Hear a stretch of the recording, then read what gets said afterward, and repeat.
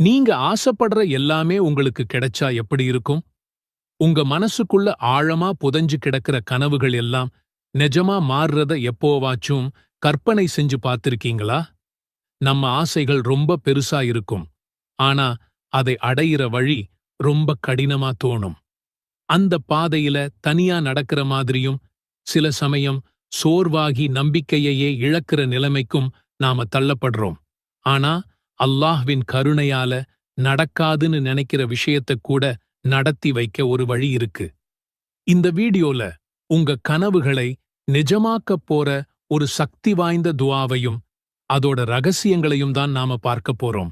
துஆவை பத்தி பார்க்கிறதுக்கு முன்னாடி கனவுகளை பத்தி இஸ்லாம் என்ன சொல்லுதுன்னு நாம புரிஞ்சுக்கணும்.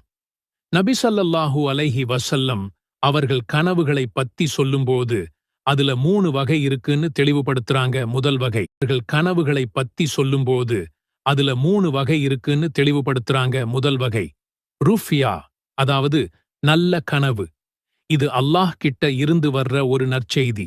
இது நமக்கு ஒரு வழிகாட்டுதலாகவோ அல்லது ஆறுதலாகவோ இருக்கலாம். இரண்டாவது, ஷைத்தான் கிட்ட இருந்து வர்ற கெட்ட கனவு.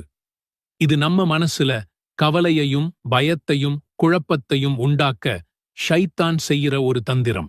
இந்த மாதிரி கனவு வந்தா இடது பக்கம் 3 முறை துப்பிட்டு அல்லாஹ் கிட்ட பாதுகாப்பு தேடணும்னு நபி ஸல்லல்லாஹு அலைஹி வஸல்லம் அவர்கள் சொல்லிக் கொடுத்திருக்கிறாங்க.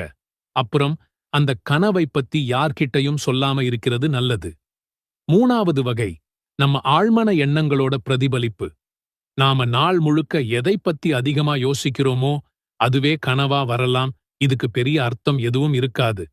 அப்போ நல்ல கனவுகள்ங்கிறது அல்லாஹ் கிட்ட இருந்து வர்ற ஒரு ஆனா அந்த கனவுகள் நிஜமாக மாறணும்னா நம்மளோட முயற்சியும் சரியான திட்டமிடலும் ரொம்ப அவசியம். இஸ்லாம் நம்மளை ஒருபோதும் உழைக்காம சோம்பேறியா இருக்கச் சொல்லல. நம்ம உழைப்பையும் முயற்சியையும் முழுசா போட்டுட்டு அதோட வெற்றிக்காக அல்லாஹ் கிட்ட கையேந்தச் சொல்லுது.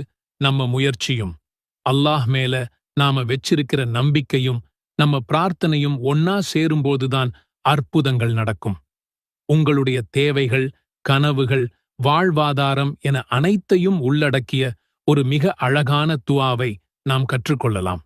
அல்லாஹும்ம இன்னி அஸ்அலுக மின் ஃபத்லிக வபாரிக் லீ ஃபீ ரிஸ்கி வஹக்கிக் லீ அஹ்லாமி பிமா துஹிப்பு வதர்தா.